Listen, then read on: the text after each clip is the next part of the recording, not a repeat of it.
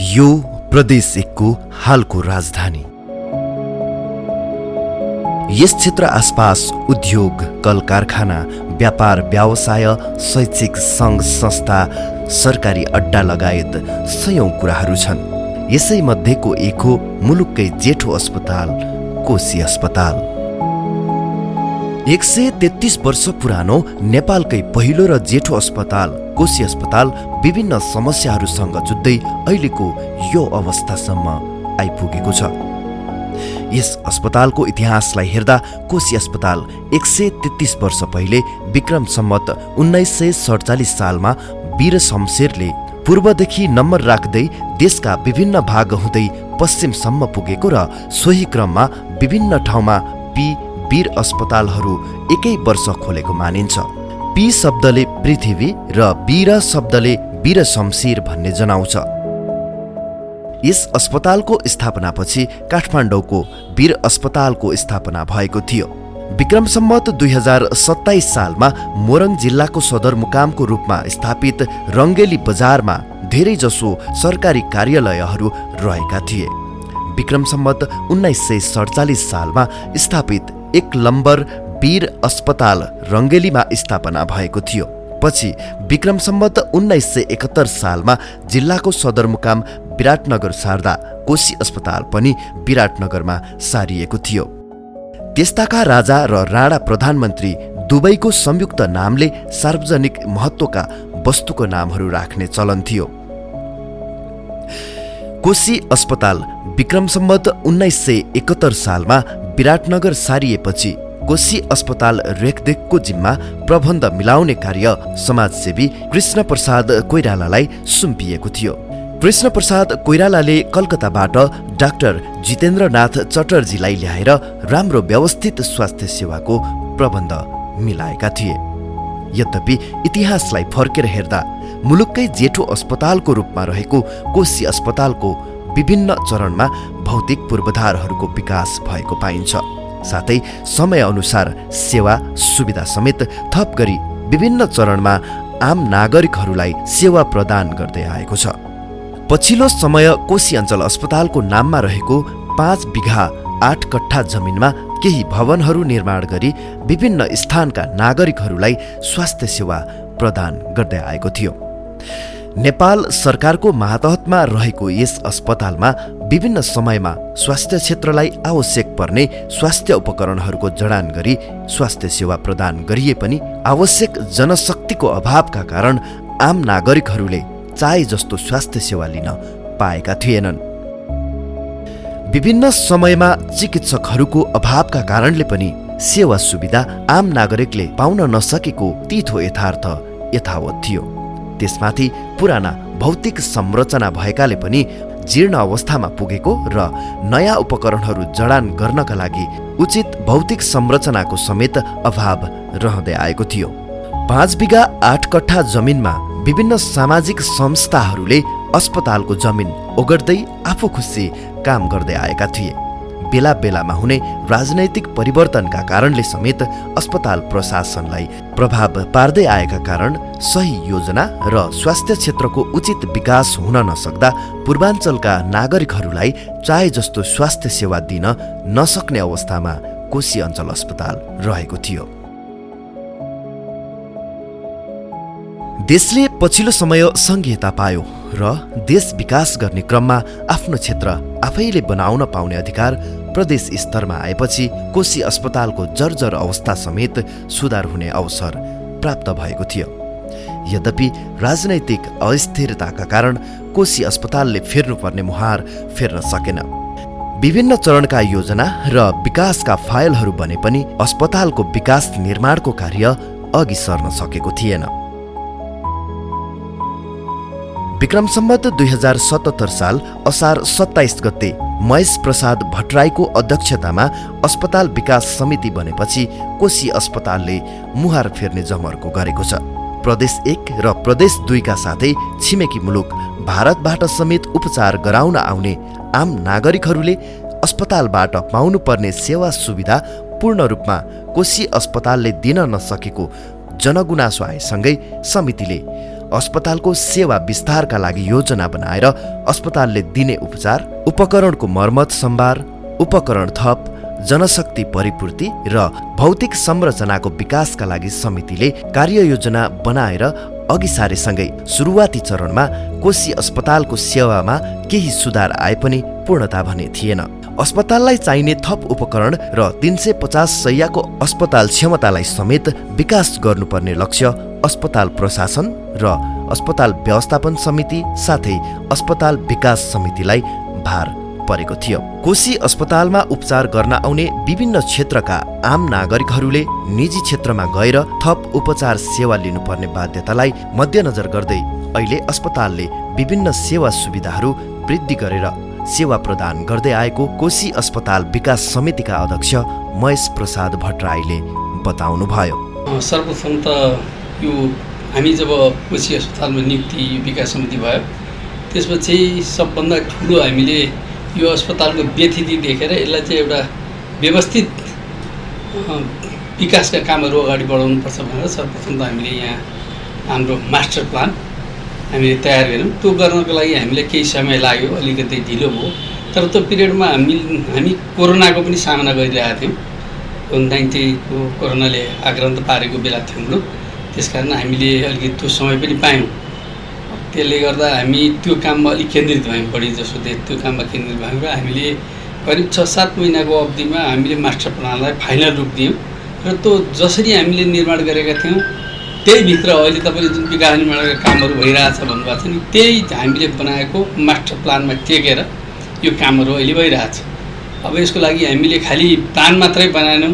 तपाईँले देखिरहनु भएको छ, हामीले गएर नेपाल सरकारसँग करिब 7.5 अरबको मास्टर प्लान स्वीकृत गरायौँ, जसमा हामीले 500 शय्याको बेडको पनि ओएनएम सर्वे गरायौँ र आगामी दिनमा त्यसलाई आवश्यक पर्ने जनशक्ति 1138 कर्मचारीहरू पनि हामीलाई चाहिन्छ भनेर त्यसको पनि हामीले सबै सर्वे गरिवरी हामीले मन्त्रालय पठाएका छौँ। त्यो अहिलेसम्म स्वीकृति भएको छैन र हामीसँग अहिले भौतिक संरचनाहरू निर्माणाधीन अवस्थामा भएको कारणले केही कामहरू हामीले गर्न खोजेका कतिपय डेभलपमेन्टका कामहरू जनतालाई दिने सुख सुविधा यहाँबाट दिन सक्ने डेलिभरीहरू त्यति हामीले पर्याप्त मात्रामा दिन सकेका छैनौँ।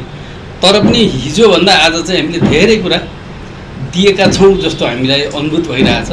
आगामी 50 वर्षसम्मका लागि योजना बनाएर 10 तल्ले भवनको निर्माण कार्यलाई अघि सारिएको छ। मास्टर प्लान बनाई 50 वर्षसम्म भौतिक संरचना निर्माण गर्न नपर्ने गरी भौतिक पूर्वाधारहरूको निर्माण कार्य सुरु भएको छ।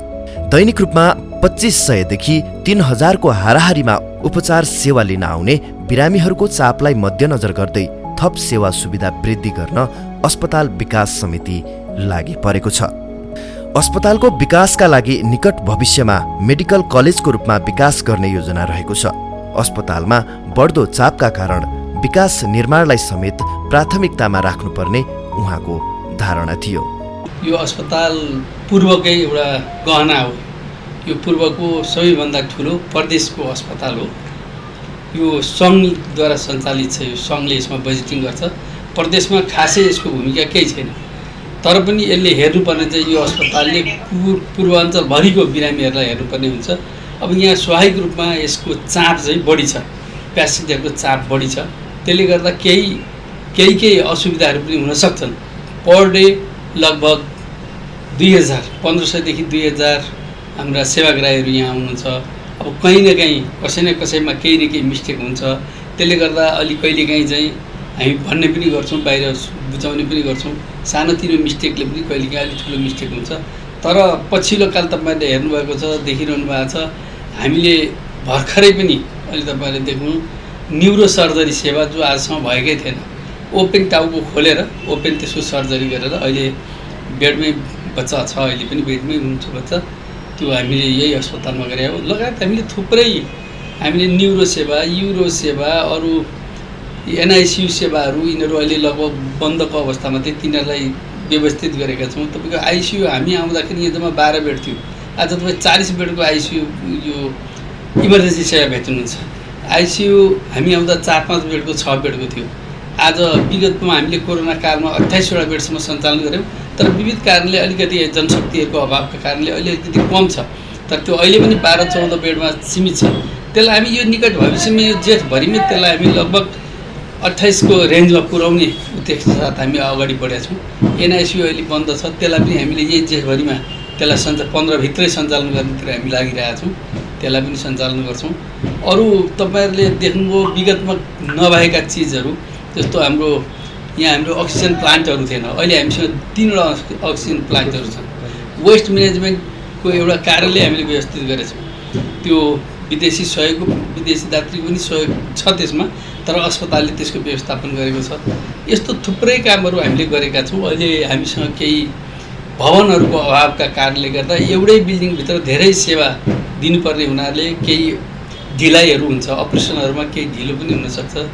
कहिले चाँडो गर्नुपर्ने हुनेलाई हामी इमर्जेन्सी सेवा त गर्छौँ नै, तर जसलाई अलिकति दबाई खुवाएर राखेर गर्न सकिने त्यसको लागि पनि हामीले व्यवस्था गरिरहेका छौँ। सकेसम्म यो अस्पतालबाट कोही नफर्किउन्, आइसकेको बिरामी कोही नफर्किउन् भन्ने उद्देश्यका साथ यो हाम्रो टिम लागेको छ। अहिले अस्पतालका पनि केही डाक्टर साहबहरूको पनि सहयोग छ, उहाँहरू पनि लाग्नु भएको छ र यो काम अगाडि बढिरहेको छ। यता कोशी अञ्चल अस्पतालका निमित्त प्रमुख मेडिकल सुपरिन्टेन्डेन्टको रूपमा आफ्नो कार्यभार सम्हाल्दै आउनुभएका डाक्टर रविन्द्रराज सिंहले आफ्नो कार्यकालमा विभिन्न समस्यालाई समाधान गराउन र स्वास्थ्य सेवा लिनबाट कोही पनि वञ्चित हुन नपरोस् भन्ने सोचका साथ सानो समस्यादेखि ठूला योजनाहरूलाई अघि सारेको बताउनुभयो। आफू मेडिकल सुपरिन्टेन्डेन्टको कार्यभार सम्हालिरहँदा कर्मचारी र चिकित्सकहरूको समस्यालाई केलाउँदै स्वास्थ्य क्षेत्रमा सुधार गर्ने कार्य गरेको उहाँले बताउनुभयो। पहिला चाहिँ हाम्रो सरसफाइमा एकदमै कमी थियो। म आउनुभन्दा अगाडि म आइकन सरसफाइको कार्यक्रमहरू रेगुलरली राखेर स्टाफहरूलाई पनि टाइट गरेर प्लस विभिन्न सङ्घ संस्थाहरूलाई बोलाएर सहयोग मागेर हाम्रो समितिको सदस्यज्यूहरूसित समन्वय गरेर कसरी सरसफाइको मेन्टेन गर्ने भन्ने कुरामा हामी लागेर अहिले चाहिँ सरसफाइ चाहिँ हामीले पुरै वार्ड, ग्राउन्ड, ओपिडीतिर सरसफाइमा एकदमै ध्यान पुर्याएका छौँ। दोस्रो कुरा, म आउनुभन्दा अगाडि पार्किङको व्यवस्था एकदम जीर्ण अवस्थामा थियो। पार्किङ हामी सबै बाटोमै पार्किङ गर्थ्यो ताकि हामीलाई आइसियुमा इमर्जेन्सीमा बिरामी लान पनि गाह्रो हुन्थ्यो। तर अहिले हामीले सबै पार्किङको पछाडि व्यवस्था गरेर सबै अगाडि इमर्जेन्सी, आइसियु प्लस ओपिडीको एरियामा पार्किङ हटाइदिएका छौँ। त्यसले गर्दाखेरि एम्बुलेन्स आवत जावतमा पनि धेरै सजिलो भएको छ र बिरामीहरू ओह्राल्न पनि धेरै सजिलो भएको छ। पुराना तथा जीर्ण अवस्थामा रहेको अस्पतालको उपकरणहरूलाई पुनः निर्माण गरी सञ्चालनमा ल्याइएको उहाँले बताउनुभयो। प्रदेश 1मा निजी क्षेत्रमा मात्रै न्युरो सर्जरीको उपचार हुँदै आएको थियो, तर आफ्नो कार्यकालमा न्युरो सर्जरीको सफल शल्यक्रिया गराउन सफल भएको पनि प्रमुख मेडिकल सुपरिन्टेन्डेन्ट डाक्टर रविन्द्रराज सिंहले बताउनुभयो। पुरानो एकदम जीर्ण अवस्थामा रहेको बेडहरू, जुन बेड, लकर, आइबी स्ट्यान्डहरू एकदम जीर्ण अवस्थामा कवाडीमा फालेको अवस्था थियो। हामीले यहाँबाट हाम्रो टिमले, समितिजीको सदस्यज्यूहरू, अध्यक्षज्यू, म लगायतका team plus medical store, general स्टोरको टिमहरूले मिलेर हामीले त्यो सामानहरूको निरीक्षण गरेर यसलाई युज गर्न सकिन्छ कि सकिँदैन भनेर हामीले मान्छे बोलाएर देखायौँ। उहाँहरूले हामी बनाइदिन्छौँ भनेपछि हामीले ती सामानहरू एकदमै सस्तो सुलभ रेटमा हामीले बनाएर प्रयोगमा पनि ल्याएका छौँ। त्यो बेडहरू हामीले केही बेडहरू इमर्जेन्सीमा दियौँ, केही बेडहरू वार्डहरूतिर दियौँ, केही गाइनी वार्डतिर दियौँ। हाम्रोमा न्युरो सर्जरी ठुलो अपरेसन अहिलेसम्म भएको थिएन। म हेर्कनु न्युरो सर्जरी अहिलेसम्म 4वटा केससम्म भइसक्यो अनि त्यसमा पनि एकदम सफल भएको छ। उहाँ हाम्रो डाक्टर सीपी यादवले सफल शल्यक्रिया गरेर बिरामीलाई डिस्चार्ज गरेर हामीले मिडियामा पनि ल्याएको थियौँ यो कुरा। ती कोशी अञ्चल अस्पतालमा पनि न्युरो सर्जरी सेवा सुचारू भएको भनेर र सबै खालको अपरेसन भन्दा पनि हामीले ट्रमा रिलेटेड अपरेसनहरूमा फोकस गरेका छौँ। त्यसरी हाम्रोमा युरो सर्जरी दूरबीनबाट छेकेर किडनीको ढुङ्गाको अपरेसन हुँदैन थियो भने म आइकन हाम्रो डाक्टर साहब डाक्टर सुनिल रेग्मी र डाक्टर पुरुषोत्तम दुईजनाको पहलमा अहिले हामीले 3-4वटा पिसिएनएल जुन भन्छौँ दूरबीनबाट छेडेर गर्ने अपरेसन पहिलोचोटि हामीले कोशी अञ्चल अस्पतालमा सुरुवात गरेका छौँ। यो भनेको अरू अस्पतालमा हुन्थ्यो तर कोशी अस्पताल भएको थिएन। जनगुनासो आएपछि हामीले हाम्रो युरोलोजी डिपार्टमेन्टको डाक्टर साहबहरूसित कुरा गरेर यो हामीले सुरु गरिसक्यो र अहिलेसम्म मलाई लाग्छ 4-5वटा केस भइसकेको छ। त्यस्तै बर्न एन्ड प्लास्टिक अहिलेको समस्या भनेको बर्नको बिरामीहरूलाई एकदमै गाह्रो छ। धरानबाट रिफर भएर आउँछ, कुनै हस्पिटलले पनि लिन मान्दैन।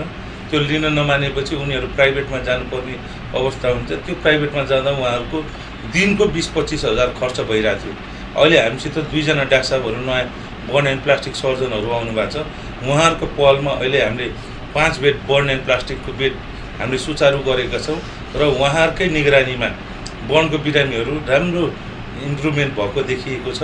प्लस उहाँहरूले प्लास्टिक सर्जरी सम्बन्धी डिफ्रेन्ट घाउहरूको अपरेसन गरेर घाउ पुर्नेदेखि लिएर सबै गर्ने व्यवस्था मिलाउनु भएको छ र उहाँले कहिले हड्डीको डाक्टर साहबलाई हड्डी अर्थोपेडिक्स डाक्टर साहबहरूलाई के गाह्रो पर्दा उता गइदिने भने कहिले सर्जरीको डाक्टर साहबहरूलाई त्यो क्ल्यापहरू निकाल्नु पर्दा उहाँहरूले सहयोग गरिदिइराख्नु भएको छ। यसले गर्दाखेरि हामीलाई धेरै सजिलो भएको छ। अस्पतालको सेवा विस्तारका लागि धरान BPKHSबाट हप्ताको 2 दिन कार्डियोलोजिस्ट डाक्टरहरूको सेवा विस्तार गरिएको छ भने फोक्सोको उपचार सेवाको लागि चिकित्सकको व्यवस्था समेत कोशी अञ्चल अस्पतालमा सुरु गरिएको छ। नयाँ बन्दै गरेको भौतिक संरचना निर्माण कार्य सम्पन्न भएपछि मृगौला प्रत्यारोपणको समेत योजना रहेको निमित्त मेडिकल सुपरिन्टेन्डेन्ट डाक्टर रविन्द्रराज सिंहले जानकारी दिनुभयो। धरानसित MOU साइन गर्यो। हप्ताको 1 दिन लिखित रूपमा 1 दिन तर मौखिक रूपमा 2 दिन धरानबाट डाक्टर साहबहरूले विशेषज्ञ डाक्टर साहबहरूले आएर अपरेसन गर्ने व्यवस्था पनि अपरेसन प्लस OPD हेर्ने व्यवस्था मिलाएको छौँ। त्यसमा विशेष गरी कार्डियोलोजिस्ट डाक्टर साहब आउनुहुन्छ, कार्डियोलोजिस्ट आउनुहुन्छ। त्यो हामीसित अलिक कमी नै थियो कार्डियोलोजी डाक्टर साहबको। त्यस्तै पल्मोनोलोजी सेवा भनेको फोक्सो सम्बन्धी सेवा थिएन। त्यो फोक्सो सम्बन्धी सेवा अब अहिले हाल नभएको अवस्थामा कोशी अञ्चल अस्पतालमा यसले धेरै फाइदा ल्याउँछ। फोक्सोको रोग लागेको बिरामीहरूको लागि फाइदा ल्याउँछ। त्यस्तै युरो सर्जरीमा भने युरो सर्जरी भनेको मूत्ररोग विशेषज्ञहरूलाई उहाँहरूलाई पनि सहयोग हुन्छ। हामीले अहिले अघि नै मैले भनिसकेँ 5वटा PCNL भएको छ। त्यो 5वटा PCNL मात्र भएको छ अहिले। अब उहाँ आएपछि अझ हामी बढाउन सक्ने अवस्था छ।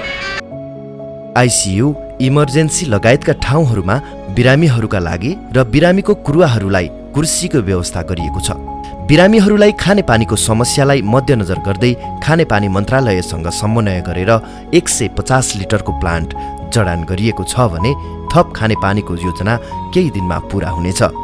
अस्पतालमा रहेको इमर्जेन्सीमा इमर्जेन्सी सुधार कार्य अघि सारिएको छ। आगामी योजना अन्तर्गत ज्येष्ठ नागरिक र अपाङ्गहरूका लागि टिकट सिस्टममा सुधार ल्याउन अन्यत्रै टिकट काउन्टरको योजना अघि सारिएको उहाँको भनाइ छ। अहिले हामीले इमर्जेन्सीको सुधारको कार्यक्रमहरू राखेका छौँ। इमर्जेन्सीमा हामीले ट्रायल सिस्टम लागू गर्यो। ट्रायल सिस्टम भनेको कस्तो भने 3 जोनमा डिभाइड गरेको हुन्छ। Yellow, red, yellow, green. Green भने रेड भनेको एकदमै अनस्टेबल पेसेन्टहरू जसलाई रिस्क हुन्छ त्यसलाई चाहिँ फर्स्टमा राखेर हामीले उहाँहरूलाई ट्रिट गर्छौँ र त्यहाँनिर मोनिटरहरू पनि इमर्जेन्सीमा को बेडहरूमा मोनिटर पनि थिएन। हामीले बेडमा मोनिटरको व्यवस्था पनि गरेका छौँ रेड जोनमा। त्यस्तै अलिकता त्योभन्दा अलि सिम्पल भनेको येल्लो हो। येल्लोमा चाहिँ अलि ठिक्कको जो धेरै सिरियस छन् त्यो बिरामीलाई र ग्रिन जोनमा सेफ बिरामीहरू जो चाहिँ सामान्य रोग भएको बिरामीहरूलाई राखेर हामीले ट्रायल गरेर सिरियस बिरामीलाई पहिलो हेर्ने प्राथमिकता साथ राखेका छौँ। अब मेरो फ्युचरमा गर्नुपर्ने 2-3वटा कामहरू छन्। अहिले तत्कालै हामीले ज्येष्ठ नागरिक र अपाङ्गहरूको लागि टिकट एकदमै भिड भएकोले हाम्रो एउटा टिकट काउन्टर जुन चाहिँ ज्येष्ठ नागरिक र अपाङ्गहरूको लागि छुट्टै टिकट काउन्टर प्लस फार्मेसी काउन्टरमा पनि छुट्टै लाइन बनाउने व्यवस्था गर्दैछौँ। त्यसको लागि अहिले हामीसित जनशक्ति नभएर हामीले यो लागू गरिहाल्न सक्ने अवस्थामा छैनौँ। तर हामीले छिटै नै यो म्यानपावर व्यवस्थापन गरेर हामी यो सुरु गर्छौँ।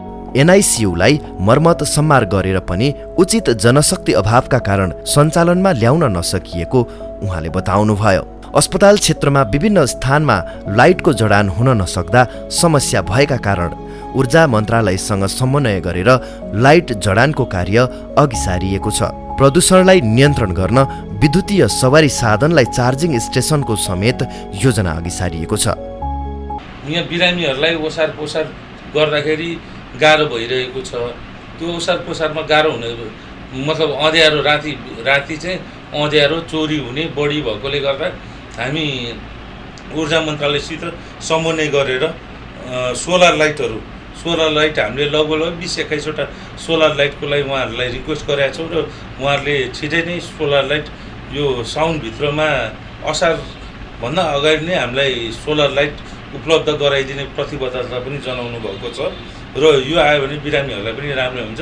त्यस्तै अब एउटा हामीले ऊर्जा मन्त्रालयसित अर्को पनि सहयोग मागेका छौँ, जुन चाहिँ हामीले डक्टर बिरामी या कोही पनि होस् जसले गाडी लिएर आउँछ इलेक्ट्रिक कार प्रदूषण रहित लाई प्रमोट गर्नको लागि प्रदूषण नहोस्, पेट्रोल डिजलले गर्दा धुवाँले गर्दा प्रदूषण नहोस् भनेर हामी इलेक्ट्रिक चार्जिङ स्टेसनको कन्सेप्ट लिएर आएको छौँ। कोशी अस्पताल 350 शैय्याको अस्पतालमा विकास समिति नेपाल सरकारको गरी नर्सिङ जनशक्ति 139 जना रहेको छ। अस्पतालमा चाहिने जनशक्ति अझै अभाव रहेको कोशी अस्पतालका अस्पताल नर्सिङ प्रशासन प्रमुख मन्जु यादवले बताउनुभयो। अहिले 450 जना जनशक्ति अस्पतालमा आवश्यक रहेको उहाँको भनाइ छ। हाम्रो हस्पिटल 350 बेडको छ हैन, अनि नर्सिङ जनशक्ति चाहिँ 139 जना अहिले कार्यरत छ विकास समिति र नेपाल सरकारको गरेर। हामीलाई चाहिने नर्सको सङ्ख्या भनेको नेपाल सरकारले नै तोकेको जुन स्ट्यान्डर्ड छ त्यो अनुसार चाहिँ अब जनरल बेडमा हेर्दाखेरि एउटा नर्सले 6वटा बिरामी हेर्ने, त्यस्तै आइसियुहरू छ भने एउटा बेडमा एउटा नर्सले हेर्ने हैन। जस्तो अब ओटी टेबल छ भने एउटा टेबलको लागि 2टा नर्स चाहिने, त्यस्तै लेबर रुमको लागि पनि एउटा टेबलको लागि 2टा नर्स चाहिने, त्यस्तो रेसियो छ। त्यो अनुसार हामीलाई हेर्दाखेरि 450 जति नर्सिङ स्टाफको आवश्यकता छ, तर हामीसँग भएको अहिले 139 जना नर्सिङ स्टाफहरू छ। त्यसले गर्दाखेरि काम गर्न एकदमै असहज अवस्था छ।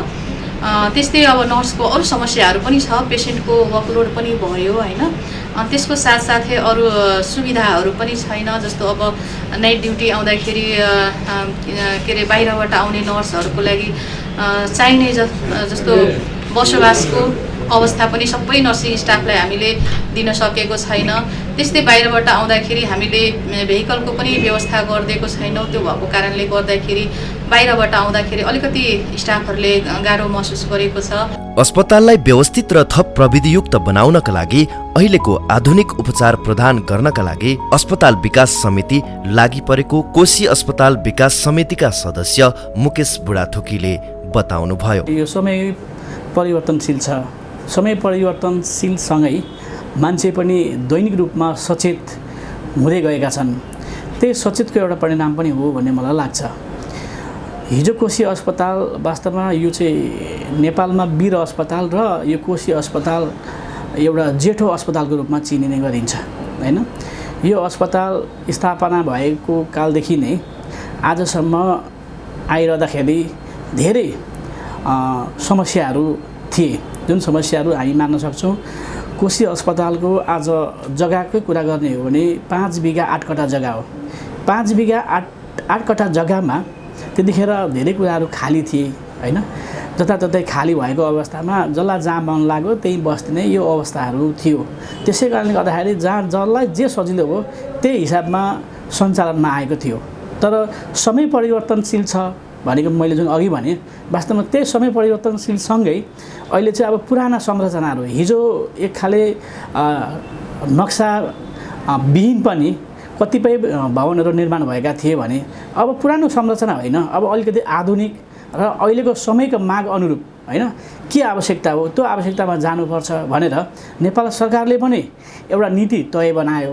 त्यही नीति अन्तर्गत चाहिँ हामी पनि मन्त्रालयलाई फलो गर्दै आज हामी त्यही अन्तर्गत हामी प्रवेश गरेका छौँ। पुराना संरचनाहरू भत्किनुपर्छ, त्यसलाई विस्थापित गर्नुपर्छ र नयाँ संरचनाहरू अहिलेका आधुनिक हैन। अहिले चाहिँ विभिन्न यहाँ आउने सेवाग्राहीहरूलाई चाहिँ हामीले भरपर्दो रूपमा चाहिँ राम्रो सेवा सुविधा कसरी दिन सकिन्छ, सहज सुलभ कसरी चाहिँ उहाँहरूलाई सेवा दिन सकिन्छ भन्ने हेतु र मनसायले हामीले चाहिँ त्यो प्रक्रियामा भनौँ त्यो एउटा चाहिँ प्रक्रियामा हामी छिर्यौँ र त्यही अनुरूप छिर्दै गर्दाखेरि आज पुराना संरचनाहरू यहाँबाट हटाउनुपर्छ र नयाँ संरचना भवन बन्नुपर्छ भन्ने हेतुले हामीले पहिला यो 5 बिघा 8 कट्ठा जग्गाको हामीले सर्वे गऱ्यौँ। त्यो सर्वे गरिसकेपछि हामीलाई कति जग्गाको पर्याप्त मात्रामा हामीलाई चाहिन्छ, कति जग्गा भए हामीलाई पुग्छ भन्ने उसले चाहिँ हामीले एउटा डिपिआर गऱ्यौँ हैन। डिपिआर गरेर हामीले त्यसको चाहिँ एउटा मास्टर प्लानिङ गऱ्यौँ। वास्तवमा अब अहिलेको भनौँ न भवनको हिसाबमा हामीलाई सेवाग्राहीहरूलाई हामीले कसरी सेवा दिन सकिन्छ सहजता ढङ्गले भनेपछि हामीले एउटा मास्टर प्लानिङ तयार गरेर सो मास्टर प्लानिङ हामीले मन्त्रालय पठायौँ र मन्त्रालयले सो मास्टर प्लानलाई चाहिँ स्वीकृति गरेर आज पास गरिसकेको अवस्था छ। कोशी अस्पताल विकासका लागि आवश्यक पर्ने भौतिक संरचना निर्माणका लागि विभिन्न व्यक्तिहरूले कब्जामा लिएर भोगचलन गर्दै आएको जमिनहरू अस्पतालको कार्यक्षेत्रमा फर्काउने र भौतिक संरचना निर्माण गर्ने कार्य भइरहेको उहाँले बताउनुभयो। निजी क्षेत्रका अस्पतालहरूले दिने सेवा कोशी अस्पतालले समेत दिन सक्नुपर्ने बताउँदै अहिले अस्पतालमा सरसफाइदेखि न्युरोको अपरेसनसम्मलाई प्राथमिकतामा राखेर काम अघि सारेको उहाँले बताउनुभयो। अस्पताललाई चाहिने अक्सिजन समेत आफ्नै प्लान्टबाट उत्पादन गरी प्रयोगमा ल्याइएको उहाँको भनाइ छ। अस्पतालको गेटबाट छिर्दाखेरि पाउने सेवा सुविधाहरूदेखि लिएर विभिन्न कुराहरू अलि झन्झटिलो हैन, अलि असजिलो जस्तो फिलहरू सबैले गर्नुभएको थियो। सायद मलाई चाहिँ यहाँले पनि गर्नुभएको थियो होला, तर कम्तीमा पनि अब त्यसरी गर्नु हुँदैन। अब हामीले जति सक्दो त्यसलाई यदि हामीबाट कमी कमजोर छ भने त्यसलाई करेक्सन गर्ने हैन, सेवाग्राहीहरूलाई सहजता वातावरण सिर्जना गर्ने, अनुशासित बन्ने, मर्यादित बन्ने भन्ने मनसायले अहिले विभिन्न सेवाहरू हामीले चाहिँ बाहिरी अस्पताल भनौँ न एउटा प्राइभेट अस्पतालमा सो कुरा एभाइलेबल हुने सक्ने भने हामी सरकारी अस्पतालमा चाहिँ किन गर्न नसक्ने। त्यसो भनेर हामीले यहाँका चिकित्सकहरू हैन, यहाँका नर्सिङहरूदेखि लिएर यहाँको एचओडीहरूदेखि लिएर सबै विभागसम्म हामी बसेर हामीले जनतालाई दिने सेवाका निमित्त हामी कति अनुशासित हुने भन्ने हिसाबबाट हामीले मसिनो ढङ्गबाट हामीले विभिन्न चरणमा छलफल गऱ्यौँ र आज वास्तवमा गर्दा गरिन सकिने रहेछ भन्ने कुराको पनि मैले यहाँलाई भन्न चाहन्छु। आज कम्तीमा यस कोशी अस्पतालमा हामी अस्ति भर्खरै हेरौँ, विभिन्न सामाजिक सञ्जालमा, विभिन्न टेलिभिजन, विभिन्न पत्र पत्रिकामा हेरौँ, एउटा जहदाको 8 वर्षको बच्चालाई पहिलो पटक हैन एउटा चाहिँ टाउको शल्यक्रिया गरेर यहाँ चाहिँ हामीले जीवन दिएका छौँ हैन, जो कि त्यो पहिलोचोटि हामीले कोशी अस्पतालमा न्युरोको अपरेसन गरेका छौँ हैन। यसको सुचारू भएको छ। त्यसै गरी हामी हेर्न सक्छौँ अब यो अस्पतालभित्र रहेका अहिले हामीले विभिन्न हिजो कोभिडको बेलामा हाम्रो यस अस्पतालमा अक्सिजन प्लान्टहरू थिएन। हामी सिलिन्डर खोज्नलाई विभिन्न मोरङका कहाँ फ्याक्ट्रीहरू छ त्यो फ्याक्ट्रीमा जानुपर्ने अवस्था थियो, तर होइन, हामीले हाम्रो अस्पताल प्राङ्गणभित्रै हाम्रो निजी यस अस्पतालले चाहिँ एउटा चाहिँ त्यो अक्सिजन निर्माण गर्ने बनाउने एउटा चाहिँ हामीले चाहिँ सुचारू गर्नुपर्छ भनेर आज 190 सिलिन्डर क्षमताको हामीले चाहिँ आज सिलिन्डर निर्माण गरिसकेका छौँ, जडान गरिसकेका छौँ भन्ने अहिले दैनिक रूपमा विभिन्न आइसियुहरूमा, विभिन्न एनआइसियुहरूमा, विभिन्न यो इमर्जेन्सीहरूमा हामीले अहिले 100वटा सिलिन्डर प्रत्येक दिन उत्पादन गर्न सक्ने हामी आफै एउटा क्यापेबल भएका छौँ हैन। हामी आफैमा आत्मनिर्भर छौँ। त्यसो भएको हुँदाखेरि अहिले अक्सिजनबाट हामी धेरै बाहिर गएर खोजिराख्नुपर्ने अवस्था छैन। त्यसै गरी हामी हेर्न सक्छौँ यो अस्पतालमा विभिन्न अब हिजोको लोड सेडिङका कुराहरूदेखि लिएर यहाँ विभिन्न विद्युतीयहरू के समस्याहरू थियो। अपरेसन गरिरहेको बेलामा कहिले झ्याप्पा लाइन जाने यो अवस्थाहरू थियो, जसले गर्दाखेरि धेरै ठुलो रिस्क र धेरै ठुलो समस्याहरू आउन सक्थ्यो भने चाहिँ त्यो समस्यालाई समाधान गर्नको लागि तत्काल 500 केभीको ट्रान्सफर्मर जोड्नुपर्छ भन्ने हामीलाई लाग्यो र तत्कालै हामीले 500 केभीको ट्रान्सफर्मर पनि हामीले जडान गरिसकेका छौँ। अस्पतालमा अहिले नाक, कान, घाँटीको शल्यक्रियाको समेत सुरुवात गरिएको छ। निजी क्षेत्रका अस्पतालहरूमा आम नागरिकहरू महँगो सेवा शुल्क तिर्न बाध्य भएकाले कोशी अस्पतालमा उक्त सेवा प्रदान गरिएको र चाँडै नै सञ्चालन हुने गरी आँखाको शल्यक्रियाको लागि काम अघि बढाइसकेको समेत अस्पताल विकास समितिका सदस्य मुकेश बुढाथोकीले जानकारी दिनुभयो। आँखाको ओटी पनि हामीले बेला बेलामा सुन्थ्यौँ, कहिले चाहिँ अब गोल्छा आँखा अस्पताल सुन्थ्यौँ, कहिले तपडिया अस्पताल सुन्थ्यौँ, कहिले चाहिँ यता रोडसेसदेखि अलिक माथिल्लो पट्टातिर रहेका भन्न विराटनगरदेखि विभिन्न प्राइभेट सेक्टरमा रहेका अस्पतालहरू छन्। अब आँखाको पनि हामीले अपरेसन यस कोशी अस्पतालमा गर्नुपर्छ भनेर अहिले सो प्रक्रिया पनि हामीले अगाडि बढाइसकेका छौँ। हाल अस्पताललाई चाहिने अत्याधुनिक प्रविधि सहितको उपचार प्रदान गर्नका लागि 33 करोडको लगानीमा भवन निर्माण कार्य अघि बढेको छ। उक्त भवनमा इमर्जेन्सी सेवा, न्युरो सेवा लगायतको सेवा रहनेछ। अस्पतालकै मातहतमा रहेको पुरानो भवनलाई भत्काएर 2 अर्ब 17 करोडमा 10 तल्ले भवन निर्माण गर्नका लागि निर्माण कार्य अघि बढाइएको छ। मा सुत्नुपर्ने, भुइँमा सुत्नुपर्ने, बाहिर प्यासेजमा लड्नुपर्ने यो अवस्था थियो। यो अवस्थालाई अलिकति मध्यनजर गरेर हामीले अलिकति भित्रका अलिकति भवनलाई मिलाएर हामीले केही बेडहरू थप्यौँ, जसले गर्दाखेरि अहिले 42वटा बेड चाहिँ हामीले इमर्जेन्सीमा सेवा दिइरहेका छौँ। अस्पतालमा रहेको 6वटा बेड रहेको आइसियुलाई अहिले 18वटामा पुर्याएको छ भने भावी दिनमा 28वटा आइसियु बेड सञ्चालनका लागि मन्त्रालयलाई जानकारी गराइसकेको समेत उहाँले बताउनुभयो। इमर्जेन्सीमा रहेको 12वटा बेडलाई बढाएर हाल 42वटा बेड सञ्चालनमा रहेको छ। यद्यपि दैनिक रूपमा उपचार गराउन आउने बिरामीहरूको सङ्ख्याको आधारमा अझै बेड थप हुन आवश्यक रहेको छ। अस्पतालले प्रयोगमा ल्याएको फर्निचरहरू पुराना भएपछि लिलामी प्रक्रियामा जाने प्रचलनलाई तोड्दै अहिले अस्पताल विकास समितिले पुनर्निर्माण गरी पुराना फर्निचरहरूलाई पुनः प्रयोगमा ल्याएको छ।